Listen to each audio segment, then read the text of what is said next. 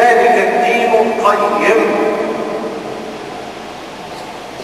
افهموا عن الله وعن رسوله صلى الله عليه وسلم وادعوا ربكم لعلها ان تكون ساعة الإجابة.